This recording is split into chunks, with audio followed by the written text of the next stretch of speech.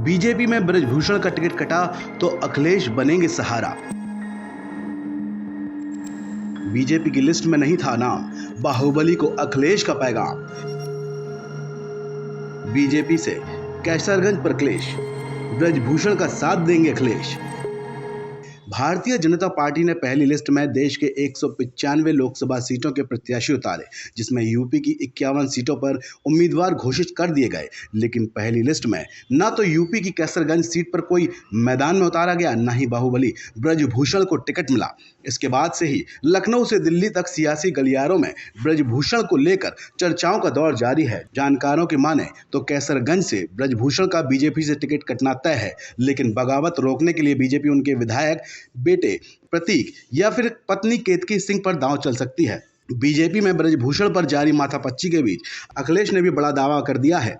जब पत्रकारों ने ब्रजभूषण के सपा में आने का सवाल अखिलेश यादव से किया तो अखिलेश यादव ने बड़े संकेत दिए। अखिलेश ने कहा कि ब्रजभूषण से संपर्क तो नहीं, लेकिन अगर बात होगी तो वो उन्हें टिकट जरूर देंगे। अखिलेश के इस बयान से यूपी की सियासत में हलचल बढ़ गई। सूत्रों की माने तो ब्रजभूषण ने बीजेपी से टिकट कटने पर अखिलेश यादव से संपर्क किया। यही वजह है कि अभी कैसरगंज से बीजेपी का प्रत्याशी घोषित न होने तक ब्रजभूषण ने अपने पत्ते नहीं खोले हैं। आपको बता दें कि पिछले 2 साल से लगातार ब्रजभूषण विवादों में है। महिला पहलवानों के आरोपों से लेकर डब्ल्यूएफआई अध्यक्ष के चुनाव तक वो लगातार विवादों में आए। हालांकि ऐसा पहली बार नहीं है जब ब्रजभूषण का बीजेपी ने टिकट कटा हो। 1991 में बीजेपी के टिकट पर गोंडा लोकसभा सीट से जीत दर्ज कर ब्रजभूषण ने अपनी राजनीतिक पारी शुरू की थी और यही मनकापुर राजघराने के राजा आनंद सिंह को हराया था। लेकिन 1993 में दाऊद इब्राहिम के सहयोगियों को बम से उड़ाने की धमकी मामले में आरोप लगे तो उन्हें टाडा के तहत जेल भेज दिया गया। तब भी बीजेपी में उनका दबदबा कम नहीं हुआ। 1996 के लोकसभा चुनाव में